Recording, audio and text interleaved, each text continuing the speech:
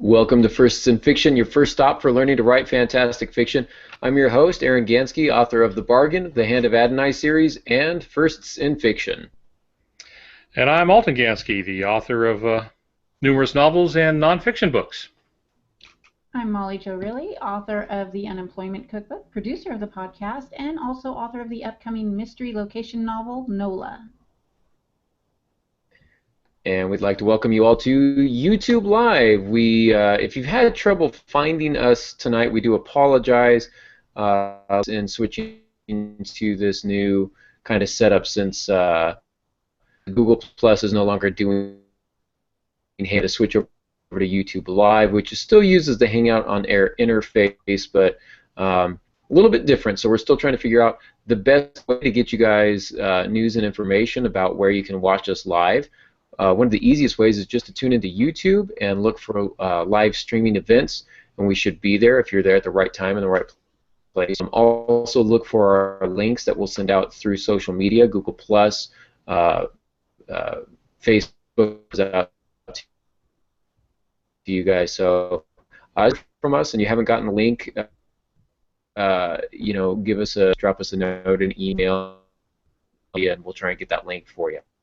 So we'll be here at 6:30 p.m. Pacific Standard for the foreseeable future. Would love to have you guys joining us.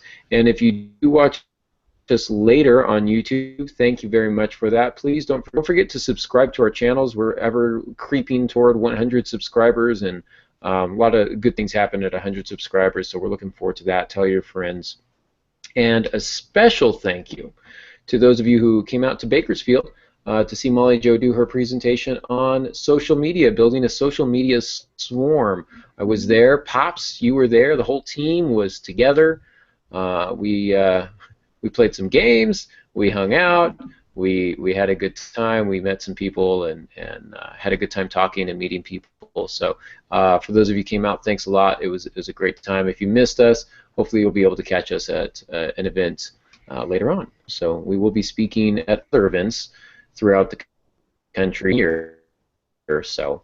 We'll keep you posted on that. But anyhow, all of that to say, let's get on to it, shall we? Our Ask the Author question comes from Jacqueline Patterson via Facebook, and she wants to know, how should we evaluate feedback from beta readers? And I think that's an excellent question, Jacqueline. I think that's a question that every writer has.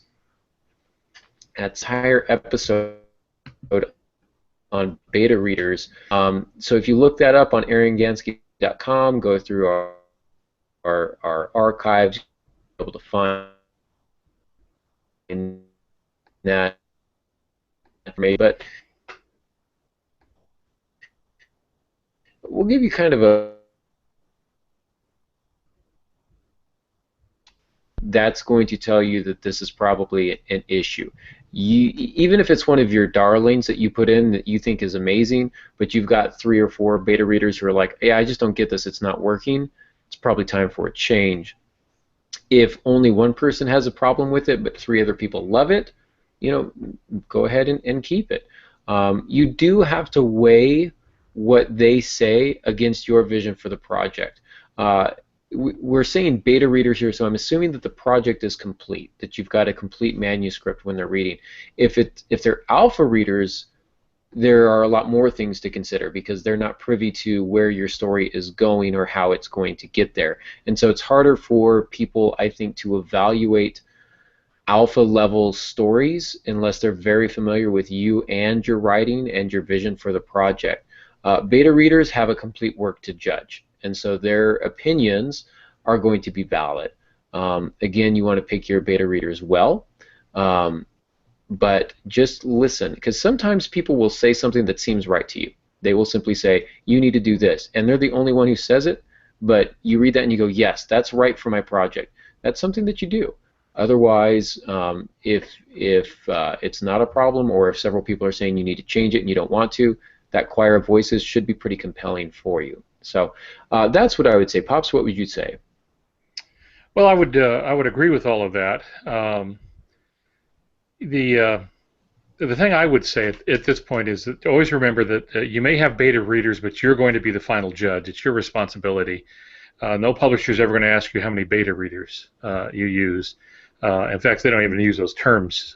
Beta reading concept is fairly new in literature with that. But ultimately, you're going to be the final judge. So beta readers can do some things for you. They can catch the stuff that you don't see, and that's a problem all we writers have, is that we just keep overlooking things because it's clear in our mind, so we just assume it's clear on the page, and it isn't. Nonetheless, you also need to understand that there are going to be some people who, once you bring them in and say, I'd like you to read this and see if you see any problems with it, what they will hear is, my job is to find problems with it.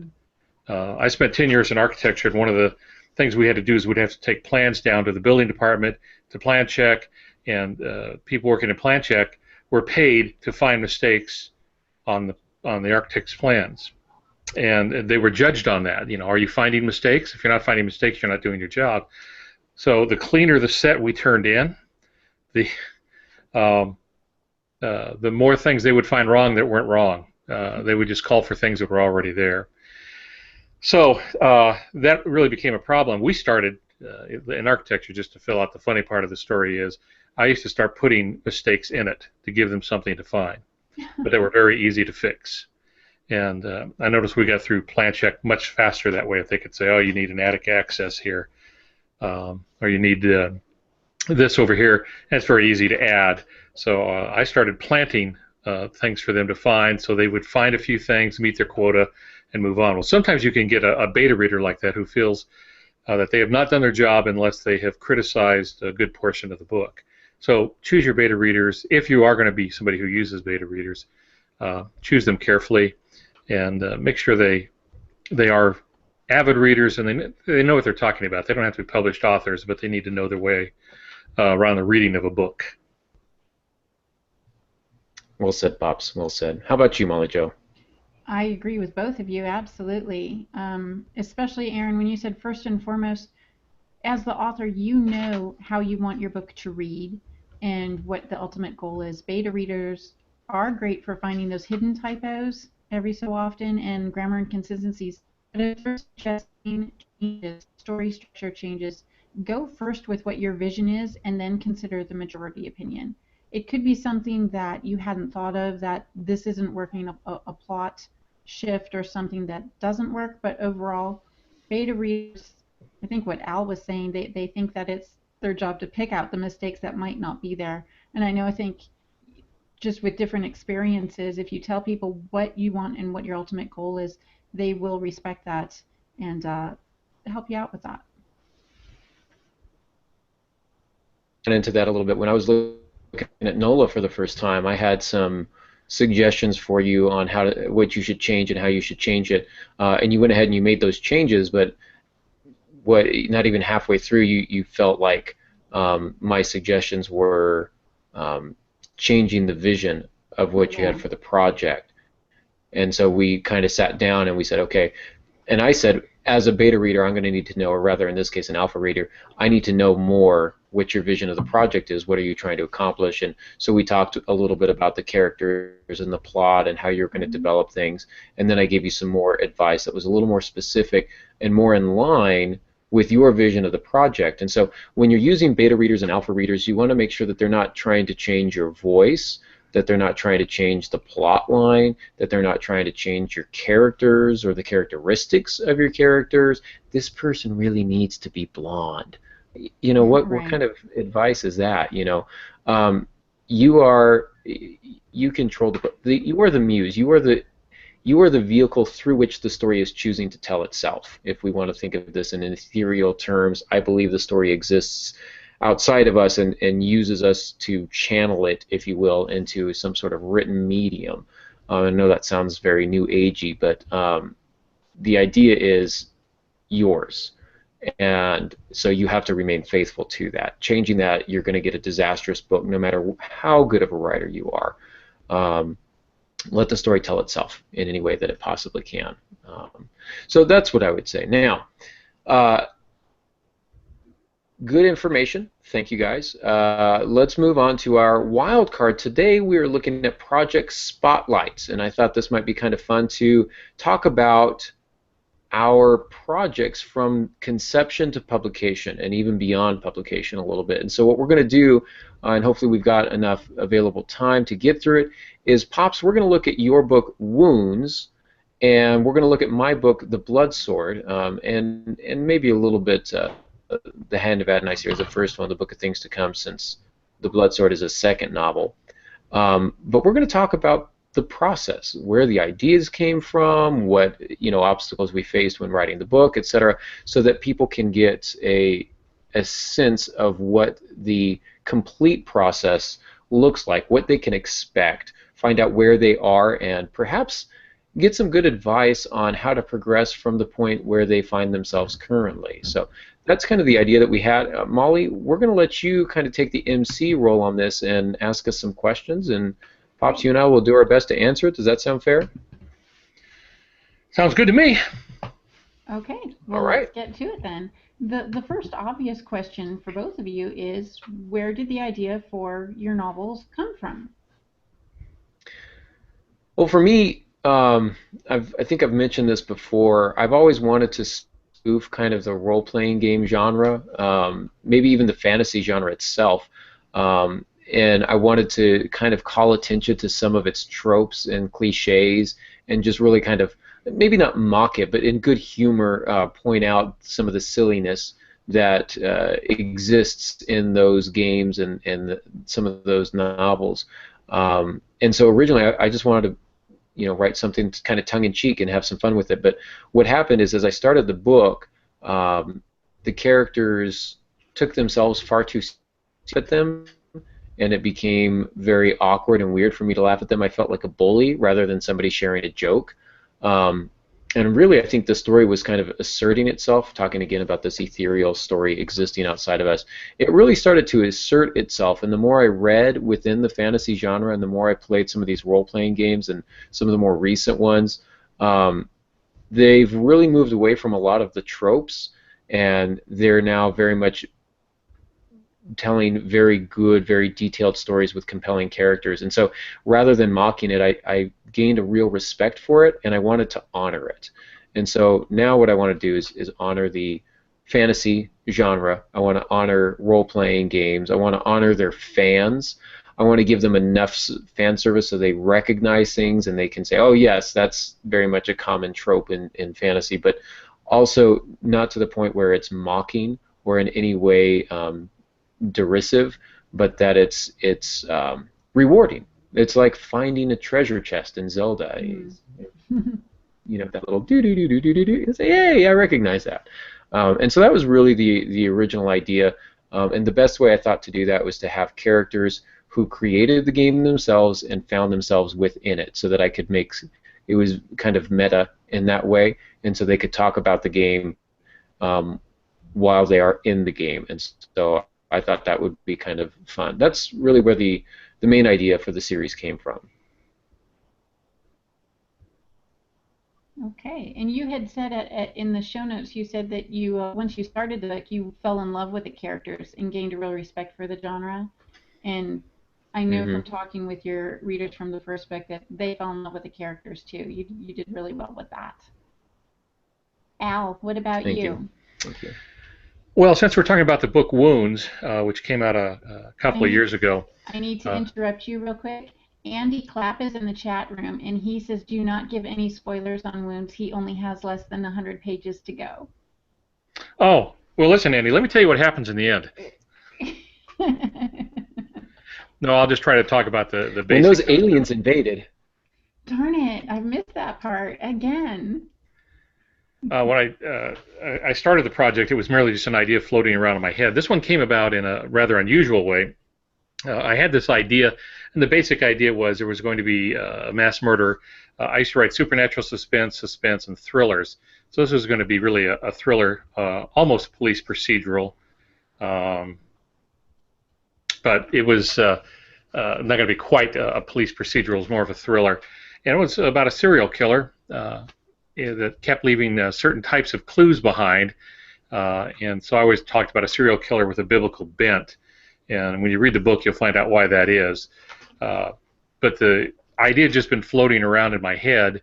A couple of the characters are already in my mind. And I judge a story idea based on how much it haunts me.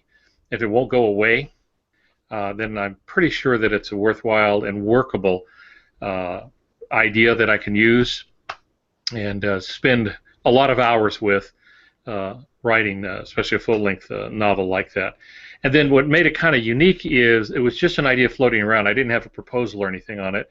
I was teaching at a writers' conference, and as I was walking through the cafeteria, which is where you normally would find me anyway, I'd just prefer to teach in the cafeteria, but anyway, I was walking through the cafeteria when an editor I know and I had been working with on the Struker books called me over and said I want a Gansky book. What do you have?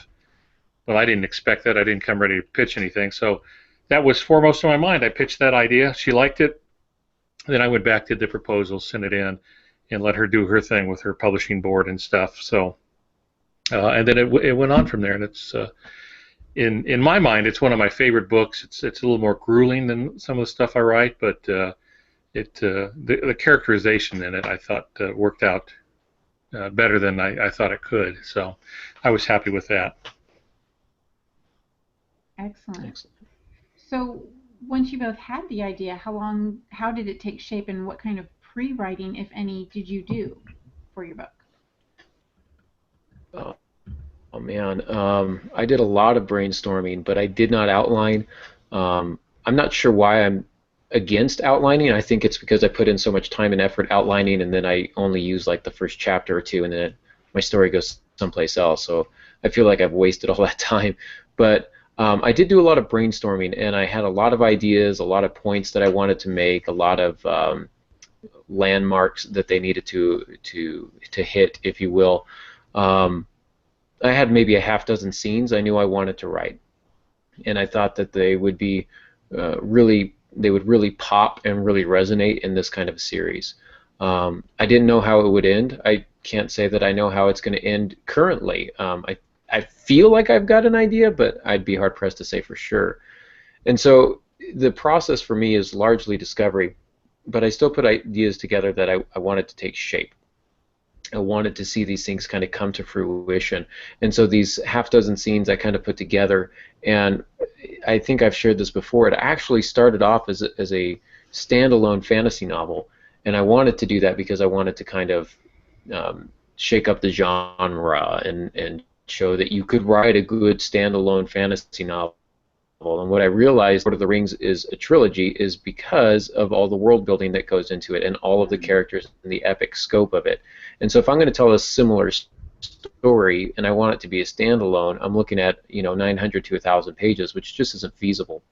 And so what I had to do is change it into multiple books. So in the process of doing that, many of the scenes ended up getting cut. Many of them ended up getting divided between multiple books. So some of the books that were in that standalone appear in book 1, some of them appear in book 2. You might see one scene that appears in book 3, but largely from that point forward, it's all new material because that happened some time ago. So really the brainstorming that I did was and finding a narrative thread that would put my characters in the right place in the right time in a believable way, so that it didn't feel overly orchestrated. I wanted it to feel very natural, and I feel like my books do come out with a natural feel simply because of the discovery process, so that I'm not shoving it down the reader's throat like, here's where we're going to be in 22 pages. The characters don't know, I don't know, so then the readers probably don't know either. So that's kind of what I did.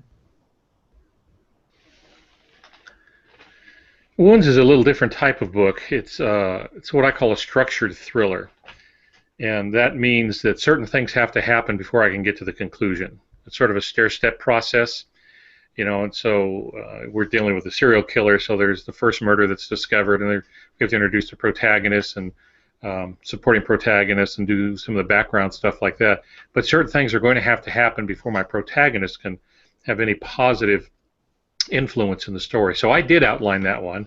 I seem to be outlining more these days. I just did finish the outline for the next book in the Harbinger series. I just finished that today. So part partly because it's a shorter book, and the book is longer. The book is short enough. It takes me 100 pages to clear my throat. So writing novellas is always a challenge for me. So I have to outline to make sure I keep the number of scenes down and the like.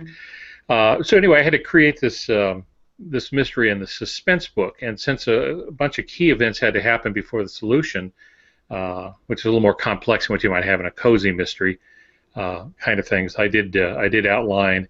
Once I had the characters in mind, once I had the personal conflicts in mind, whatever history is hamstringing them, and I made a sufficiently crazy killer, then the thing took off for me. Nice. In the process of writing, did you deviate from what you had planned early on? And if so, where and why? And I know, Aaron, you touched a little bit on this, but any more thoughts on that? Yeah, I mean, I did. I tried not to deviate a lot. And again, I think it's because I didn't outline, there wasn't a lot to deviate from.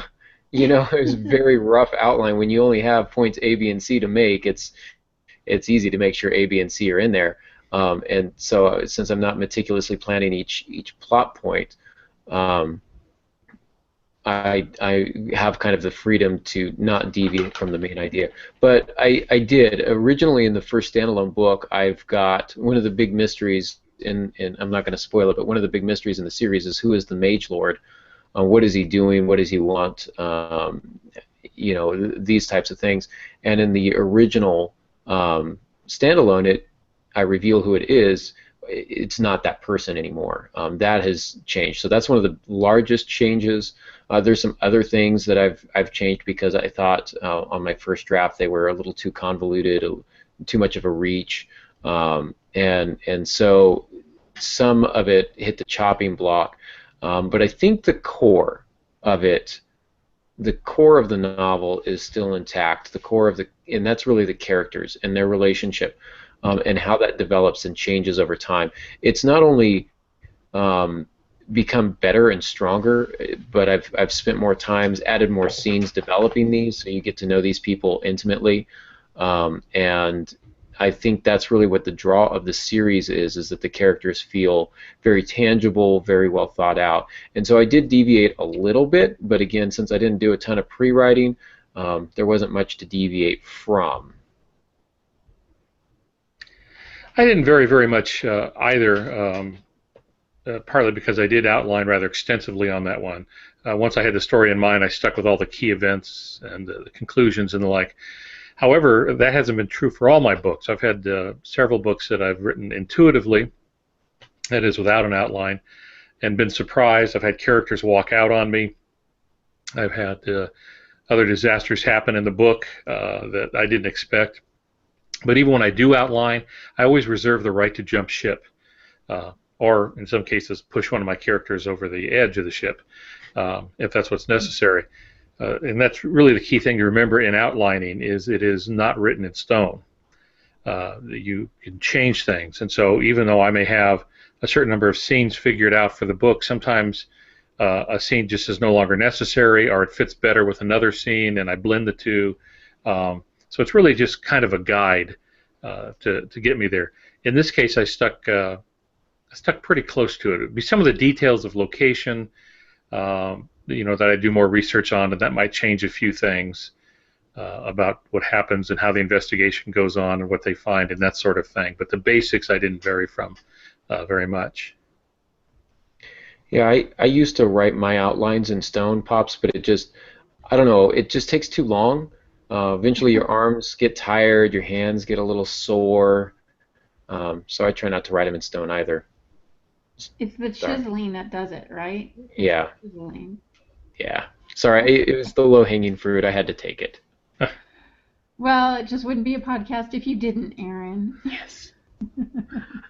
So the next question is, at what point did you put the proposal together? And Aaron or Al, maybe for our new writers, can you define what a proposal is in a nutshell? And then before you completed the manuscript or after, when did you do the proposal, and what points did you want to highlight in the proposal? Pops, I'm going to let you do this one first because you've been in the business a long time. You've done, I think, 2 or 3 proposals, maybe a few more. So you might have a little more experience than I do in this regard. So, what is a proposal, and how did you handle that for wounds? Yeah, here's the irony. I hate proposals, especially since I've been primarily an intuitive writer. Proposals are just agony for me, and it's a lot of work, and you end up with 50 pages of something to send off, and so it takes a while. If you're a new writer, you've not been published before, you're going to have a complete manuscript anyway, because since we're talking novels here. That's not true with nonfiction. But with fiction, book-length fiction, you're going to have the first one completed. Very few publishers will take on a new writer based on a proposal alone. It's just too much monetary risk. Once you're established, though, as a writer, you can sell on proposal. And after I did my first 2 or 3 books, which had been I submitted as full drafts. I never wrote another book unless I had a contract. But it took me a while to get to that point. But that's what a proposal is a document where you describe for the acquisitions editor the nature of the book, who you are. You'll do a synopsis. The better proposals will usually have 3 synopses. It'll have a 1-line, a 1-paragraph, and then a 2-page synopsis. You'll have done some evaluation of the market. Who are your likely readers to be? Is it YA? Is it adult? Is it a general market? Is it for for Christian publishing or some other group like that? And so that the acquisitions editor will have everything they need. And really, what a proposal does now is it enables the acquisitions editor to judge the worth of the book and whether or not it's a match for the publisher. An acquisitions editor is the editor who becomes your salesperson at the publishing house. So they're the first person you have to get past. With big publishers, you may have to go through a reader first, but the acquisitions editor will say, I think this book will fit. They may come back to you and say, change this, we need this in your proposal, and your proposal then becomes a selling tool. And the acquisitions editor will have to go before a pub board. I've always liked that phrase, a pub board. I see a bunch of these literary-minded editors sitting around hoisting beer steins and singing German drinking songs. It's not that kind of pub, but a publication board. You just burst my bubble. I know. Almost makes you want to be Totally an editor in some corporate publisher. Yeah. But your proposal then becomes that acquisitions editor tool to sell your book. You don't get to talk to the pub board. The AC editor does. That's the shorthand. AC editor, the acquisitions editor, will do that, and everyone in that room will have read your proposal. And then your proposal also includes some sample pages. They should be the first pages of the book. Don't skip around because they'll wonder what you're leaving out and why you're leaving it out. But give them 30 pages, give them 50 pages, something like that, so they can tell whether or not you can write. Then if they like it, they'll ask for the full manuscript. So if your full manuscript's ready to go, there you are. If you're selling on spec, then and they know you've got some books in print and stuff, then they may issue a contract, and then you have to finish the book then and send it in. So that's what happened with me. I was asked about for a story idea. I gave that one to the acquisitions editor there at that writers conference. She said, give me the proposal. So I went home and I wrote the proposal, and off it went from there. Nice. I wanted to say real quick thanks to Andy for that shout out on Facebook, which I just got. I checked my phone very unprofessionally during the podcast and saw that. So thank you, Andy, for that. And I do see your question. You wanted some insight on major sections needed in a proposal. Pops, you already mentioned some of them, the different levels of synopsis, the 1-line, the paragraph, and the usually about a 2-page. One of the major ones that I've found my agent asking for and publishers asking for is the competitive analysis, where you list other books in the genre, how well they've sold, demonstrating that the book actually has a market, that the readership exists, and that your book falls in line with these other, big-time writers that people are interested in. So the competitive analysis is a section. Marketing who you are as a writer and your marketing outlets, how many followers you have on Facebook, how many followers you have on Twitter, and how many speaking engagements do you have, and what's your platform. They always want to know what your platform is, and so they want some of that. Like you say, Pops, it's really a sales document. It's a way of telling the publisher that you are a low-risk option. We've talked about this before. Publishing is kind of a risk-reward industry where they take they're putting money into you as an author for your project and hoping to get that money back. And so they want to make smart investments. And so they need you as the author to do some of that sales analysis now, which, as you said, Pops, proposals are not necessarily fun to write. I find them grueling. I find trying to take an entire novel and put it into 2 pages is some sort of perverse kind of a exercise in futility. But it's a good exercise. You really get to know the heart of your book that way. But it can be challenging. So those are, Pops. Have I missed any major sections? No, not really. You want to make sure that you have a clear a bio in it, and what I mean by that, well, I was just helping somebody. An agent asked me to help with one of her clients about she couldn't figure out why this great story, the proposal wasn't winning any editors or anything. So I went through it and I highlighted some of the things that needed to be done with it. One of the things that needed to be done is the person was writing a suspense novel. Another serial killer. Apparently, in our country, we like serial killer for entertainment. Kind of like what I had done. But when he got to the bio, he's a very funny guy. He's Dave Barry funny. And that's one of the things I love about him. So his bio was funny, which is just misplaced in a proposal about a thriller kind of thing that's supposed to make you tense. So, we talked to him about changing that around and his qualifications to write and what kind of research he may have done and that sort of thing. So you got to have a bio. I always put in a little section that has all the basic details that the agent, if you're trying to get an agent, or the editor can read very quickly. So it'll be the title of the book, the length of the book in words.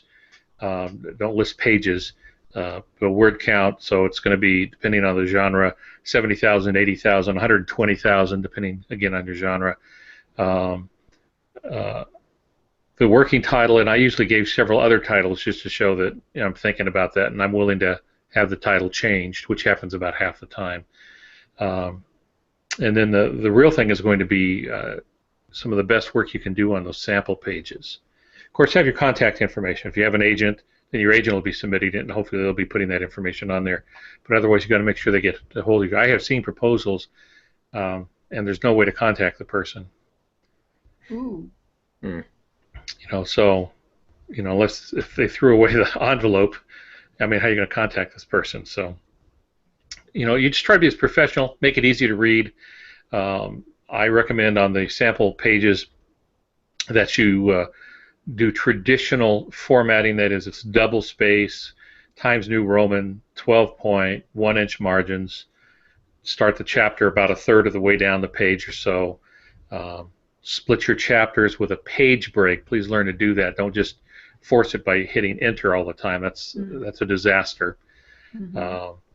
So what that does is it shows that you understand that there's some tradition in publishing and you can present it this way. The front matter, all the stuff we've been talking about, bio, summaries, synopsis, that sort of thing, analysis of sales, that whole kind of thing. All that front matter does not have to be double-spaced. You can format that. I try to format it so it's very easy to read. Well said, Pops. And I've modeled my proposals from the proposals that you've done, that you've shared with me, which is I get a lot of compliments on them from agents and publishers. So thank you for that. The little digest that you were talking about with all the relevant information there, really, really valuable. For me, in context of the proposal for the Blood Sword, I actually have kind of an interesting proposal story, and that is last summer my agent contacted me and he said, "What are you writing other than the Hand of Adonai series?" And I was like, "More Hand of Adonai series, like the book after the Hand? Like, what are you looking for here?" And he said, no, other than that, what are you working on? And I said, well, I've nothing. I've got this book that I wrote some years ago. I haven't done anything with it. It needs a complete rewrite. And I have this other idea that's been floating around. And he said, put together proposals. And I said, but I haven't written the books. And he goes, put together the proposals. Okay. So I did. Had to write brand new chapters. And I tend to do this whenever I do a proposal for a book and I write the sample chapters. I fall in love with the project, and I want to write it right away. But I have other things that I'm working on. So I do these proposals, send them off to my agent, get back to the hand of Adonai, and I'm telling you, it was probably a week or two later, and I got nibbles on them, and then publishers were interested, and both of them got picked up within. I think I signed both contracts on the same day. And so I thought, well, I'm going to be pretty busy. And so I had to write a novel based on a proposal that I put together, and all I had were 3 chapters to begin with, and I had no idea where I was going. And that was Who is Harrison Sawyer, which releases in October. So that was a lot of fun. So that proposal process was different. Those were the first proposals I did before I'd actually written the books. And I was lucky enough to have them both picked up. But for the Blood Sword, the proposal for that was basically I took my proposal for the Book of Things to Come and just changed the information on it, and highlighted instead, again, this is Tron meets Narnia. That was one of the kind of catchphrases that I used to try and sell publishers and agents on the idea so they could figure out what it was originally, or, in concept, what it was going to look like. Then I really pushed the characters and their backstories and what made them who they are, and the aspect of them becoming a team, and then also the tensions of that team that were in there. And so I wanted to show the evolution of that. I also wanted to show where this book was going, and that it was advancing the scope of the story. So it was taking what was in the Book of Things to Come and developing it further and expanding, and so the story is becoming larger in this book. And so I really wanted to focus on that this story is not going to wrap up in book 2, it's expanding, and I wanted to show that. And so those were the aspects that I wanted to focus on, that it was a portal fantasy, it was kind of a non-traditional fantasy, but that it still had elements of traditional epic fantasy in it. So that's what I wanted to put forth in the proposal. Nice. I have to say I have not yet read Wounds. It's next on my reading list. I'll probably read it, tomorrow. I'll read it tomorrow. What? I'm sorry. That's it. I'm out of here. And then, but I obviously being a beta reader for the Blood Sword, Aaron, that was a really good book. And if you guys haven't read it yet, you need to buy it. You need to buy them both. I mean, that's why we do these podcasts, is so we support each other and help other writers. You guys don't know what you're missing if you haven't read these books yet. Let me add something to something that Aaron said. First of all, the Tron meets Narnia is great. That's what they do in Hollywood. That's how they pitch. That's the big idea. Godzilla meets Bambi, Bambi wins. And then if the producer's interested, they'll ask for more information. So we get Tron meets Narnia. That creates a whole image, and that's perfect. But you also talked about pitching the people, and that's very important in proposals. And probably the most overlooked thing by new writers is we want to pitch the idea. We want to pitch the plot. We are people. That's why when you go someplace, you usually have to wear a name tag. People relate to people, even if they don't like people. They nonetheless have some kind of interaction with them. So when you're pitching your idea, it's always about people. The plot is about the people. And so you introduce your characters and pitch them, especially if you're doing a verbal pitch, which you sometimes do at writers' conferences, as I had to do at that one writers' conference. And I began by pitching my character, who was a seminary professor and pretty much a hermit and withdrawn from society. Okay, so that's what makes the story interesting. It isn't that there's a serial killer. It's what's this guy got to do with that, and put the two together. Aaron's spot on when he's talking about pitching people. You always pitch your characters, and you use their names. What I started doing, you don't see this too often, but I pulled a trick from the movie business where they write treatments. A treatment is a synopsis, in essence. The first time a character name appears, it's always in all caps. So I began doing that. Anytime I had a character mentioned in my proposals, their name was in all caps. So it would say, it would push the person, the person, the person, the person, and the rest of it would fill in on the plot. That's interesting. That's a good tip. I have one quick question before we go to the next question, which is on the proposal. That's a lot of information. How many pages should a proposal have? Correct me if I'm wrong here, Pops, but that's going to really vary on a lot of things. As a matter of fact, the latest proposal that I put together and sent off to you, your comment was that it was a little bit light in pages, that it could use some more, and I asked my agent about it, and he said, no, it's good. And so I think that there's some room for play there. I've always done 3 sample chapters. My chapters usually run maybe 10 pages plus or minus. It's about 30 pages here or there. You're going to have maybe 3 to 5, probably about realistically 5 to 6 pages before your sample chapters to tack on to your sample chapters. So, Pops, I think yours run a little bit longer. Yeah, they do, and that's because my motto when it comes to pitching books, making proposals, is never give them a reason to say no. Remember, acquisitions editors are looking for reasons to reject you, not because they dislike you, but they can only take so many books, and they get thousands of proposals, so you have to stand out. I give them more on the sample pages. They don't have to read them all. I doubt any of them do read all the pages, but that's their choice. If I only give them a few pages and they want more, they don't have that available. So never give them a reason to say no is my thinking. So I usually use a little longer one. My proposals run 40 to 50 pages. Wow. But most of that is sample chapters. And maybe 5, 6 pages tops on the front matter. Okay. Well, that's really helpful. So once the proposal was done, how long did it take for you guys to get interest? Did you have multiple publishers interested in the book? With mine, when I was shopping Hand of Adonai by myself, I had a few promising leads, but a lot of it was like self-publishing stuff, or the what is it called, shared risk publishing, like you give us $5,000 and then we'll publish it for you, and some of that kind of stuff that I didn't have the cash for, number one, and number two, I figured if I'm going to spend $5,000 publishing a book, I'm going to do it on my own and get 100% of the royalties instead of what you want to take out of it. So the business model didn't look good for me. Once I let Dave shop it around, and Dave's my agent, and he approached me about being interested in representing me, and I was like, well, I'm not sure. And he goes, I've got connections at Tor, and I was like, where's the contract? I need to sign this contract. And so he sent it off to Tor, and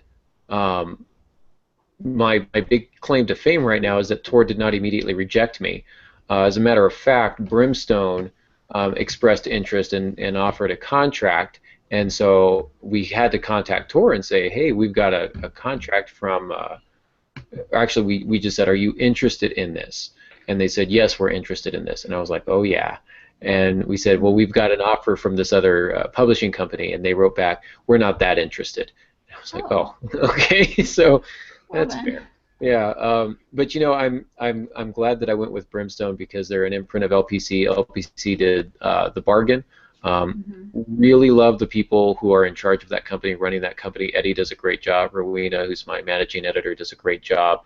I get to work with Bethany Kazmarek. She's amazing. So I want my books to make millions of dollars so that they can make lots of dollars. Like it has nothing to do with what I'm making. I really don't care. I just want them to be well taken care of because they've been so good to me. And I really believe in the vision of their publishing house. I like what they stand for. I like that their goal is to get new writers out there and to empower authors to become successful and to learn how to be successful writers. So I really admire that.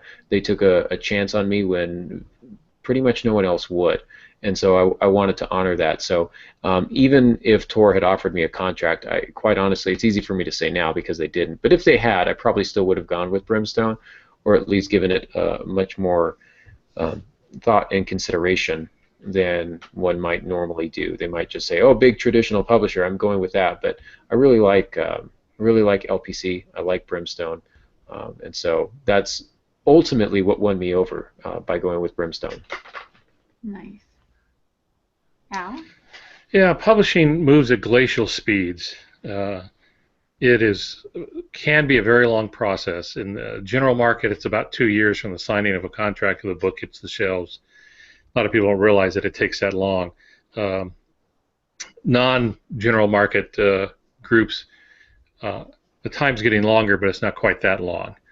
So it's watching turtles race, and you have to get used to that. So I've always encouraged people that once you have your book done and other publishers are looking at it, you be writing your next one. Mm-hmm. Because if a publisher picks it up and they like it, they may have rights of first refusal on it anyway, but you can present that to them or shop that elsewhere.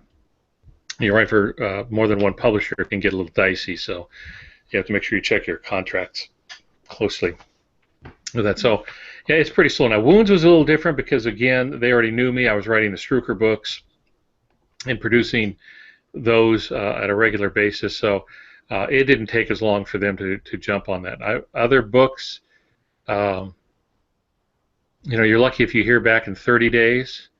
The sooner you hear, the more likely it is to be a rejection. Not always, of course, but it takes a while usually. Now, this is where an agent comes in. Agents, after they've been at it for a while, can pick up the phone and make a call.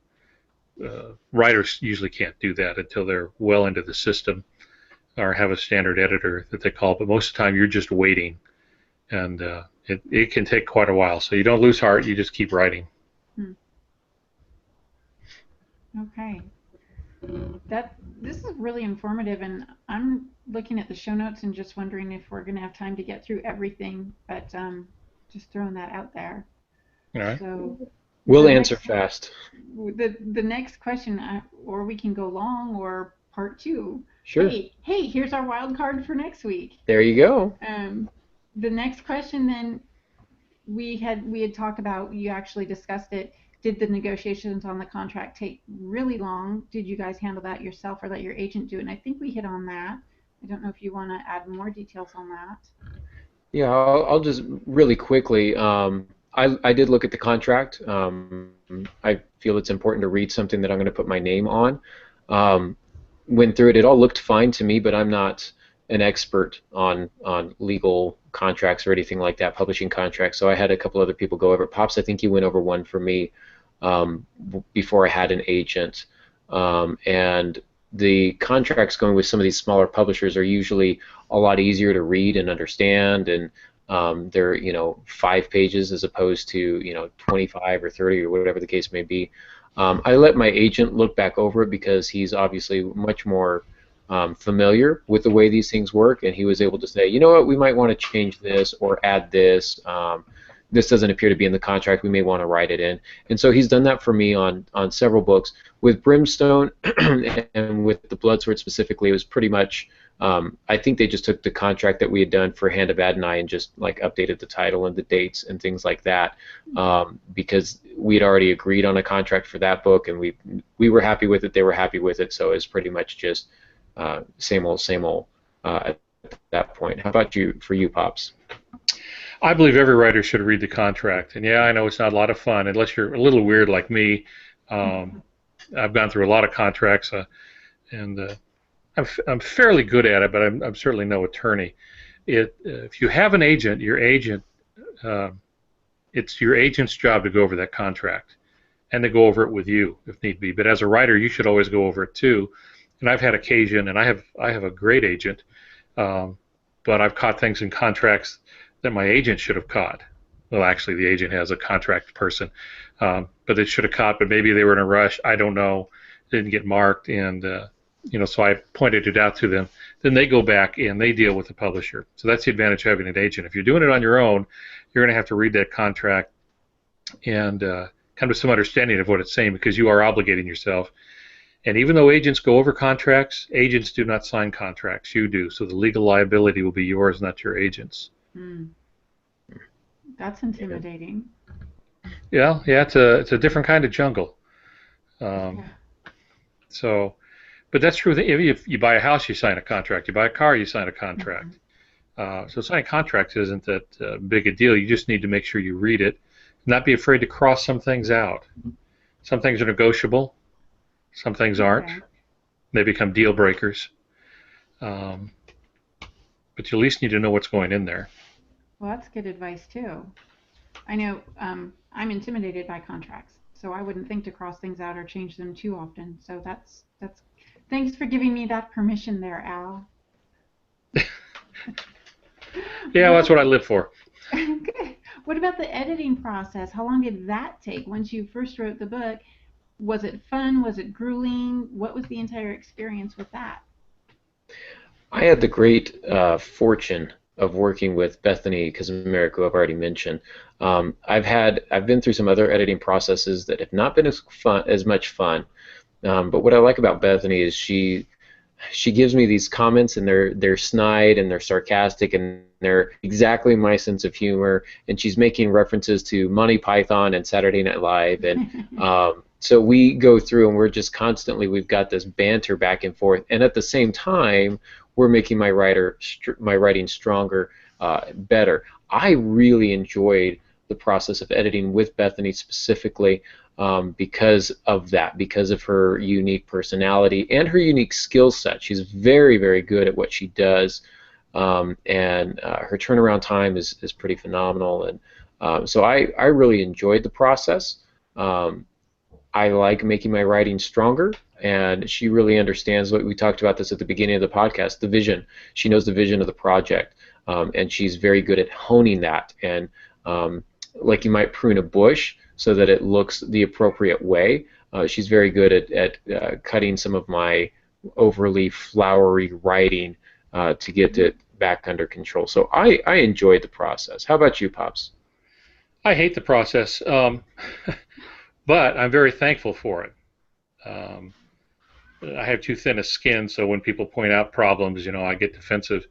It's a brain problem, and it's probably not going to change since I got this far in life with it. So I've never enjoyed the process. I've always been thankful for it because editors have saved my bacon many times. So I always go through it. It's usually a substantive edit. That's the big edit at the front. That is the most grueling for me. But I don't quibble much when it gets down to the copy edit. They want to add a comma, take a comma away. It depends what school you go to. I let them have at it. I don't really challenge that. They have their own writing style they have to match, so I don't sweat those unless they're clearly wrong. I've had editors add exclamation marks, for example, and I usually don't do that. You get 5 exclamation marks in a book, and editors put it in there. It wasn't me. But usually you can tell them not to do that. So how long it takes depends on the publisher. If they have a large backlog, you can be waiting months for your edit.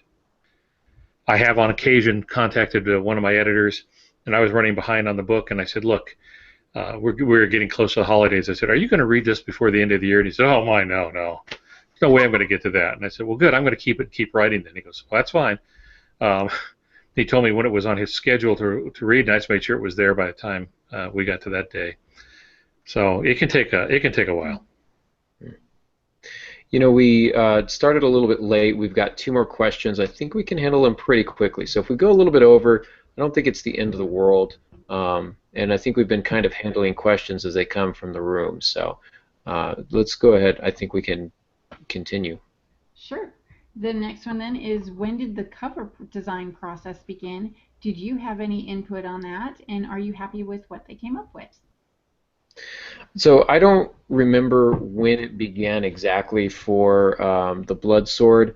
I just remember the process for the Blood Sword was very quick, especially compared to some of the other books that I've gone through. Really enjoyed the bargain. The bargain happened very rapidly once I got the speculative or the mock-up, whatever you call it, the first one, the rough draft, if you will, it only took like 2 or 3 more drafts, and it was fast. It was a matter of, because it's, again, smaller publisher, it was a matter of days, maybe a week before we settled on the final one.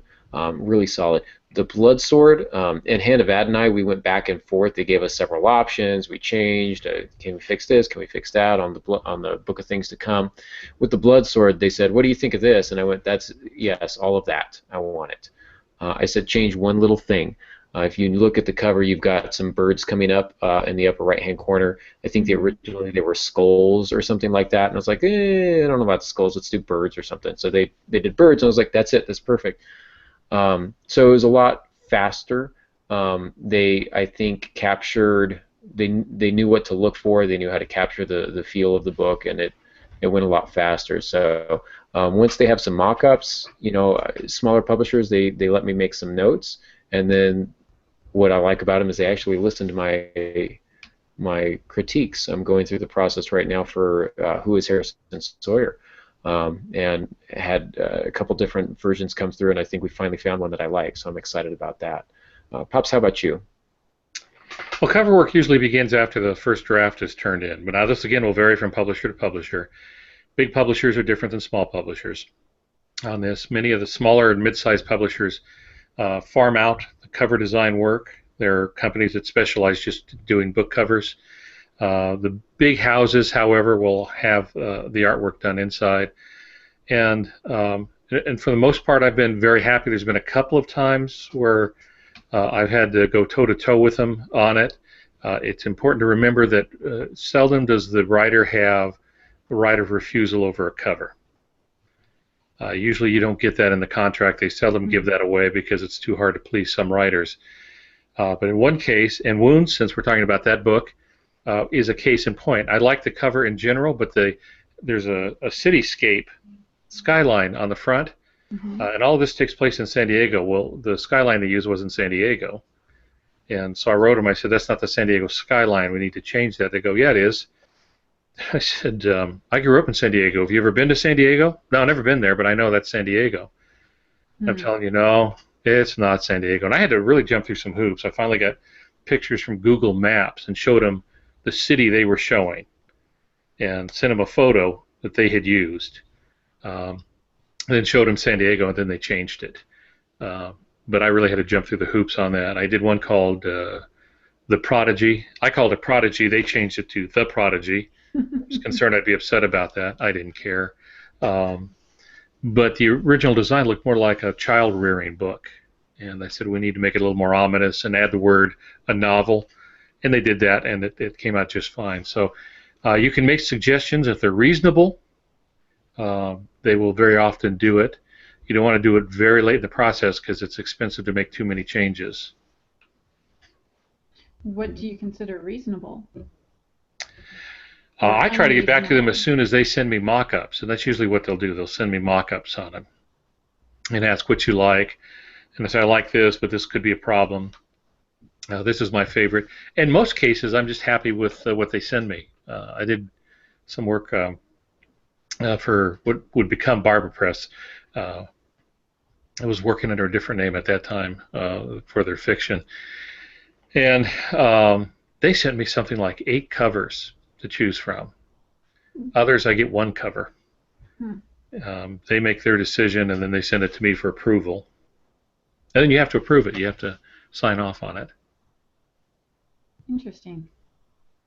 So last question for both of you. Did either of you do anything special for the book release? Did you have a book launch, a book signing, or anything like that? So I did. LPC, Brimstone are real big on doing just a digital book launch. I didn't do a get-together in real life kind of a thing, partially because a lot of my readership is spread across the nation. So it's harder to get people to attend. Plus, people are just so busy. I'm so busy. My book launch was actually on the first day of school. On the first day, students came back. So I'm, handing out my syllabus and telling students what to expect in the classroom for the coming year, and then I've got to come home and change gears and oh yeah, I'm a writer too, kind of put on that hat. Really enjoyed this one. I've done book launches for I think all of my books, but this one I think may have been the best because it was the second book in a series, so we had a common language and a common book about which to talk, and they already knew the characters. So we talked a little bit about what they enjoyed from the first book, what they were looking forward to seeing in the second book, what they could expect. I think I gave a lot of good information about behind the scenes, why I wrote it, what was going through my mind, those types of things, which is really, I think, can be very interesting to readers. So when they read the book, they're like, oh, I remember that part. I remember when he was talking about being inspired by this particular game or by this particular novel, and they can see those correlations. And so I like the interactive nature of it, and I think I was able to do it all without spoilers. I don't think I spoiled anything. Except for the aliens coming down and abducting everyone. Oh, no, wait, that's Wounds. Again. Yeah. But yeah, because of the scheduling concerns, I did not do a book signing, or I have not yet done a book signing for the Bloodsword. I will. Part of that is because I've got another novel releasing in October, and so when I do my book signing, I want to do it maybe in November, give people an opportunity to buy the book or to clear their calendars. I want to give them enough time to set the date on their calendar so they can actually show up when I'm in person signing books. I've done one before. It went really, really well. Looking forward to doing another one. But I also don't want to do a book signing in August and a book signing in October. It feels too close together to me, and I think that's a little bit too much errand for anyone to handle. So get tired of me real fast, I'm sure. So I wanted to just do the one signing for both books this year. So how about you, Pops? Well, I did the usual things. It's hard to promote a novel. I've done a lot of radio interviews in my day, but it's very difficult to get someone to interview a novelist on radio. There's PBS with Terry Gross. She interviews a lot of authors and stuff, but for the most part, it's just really hard to do that. So a lot of it was social networking, doing radio interviews, doing written interviews when they would write and ask for things. And then I just promoted as much as I could. Sometimes if the publisher didn't make a trailer, I'd make a trailer for the book. So that's really about it. Novels sell by word of mouth. Yeah. Absolutely. And I think a lot of it is, especially with social media, getting that word of mouth going, trying to get the initial virus that's going to make your book go viral. So yeah, so there's that. That's what we've got for this week. This was a lot of fun.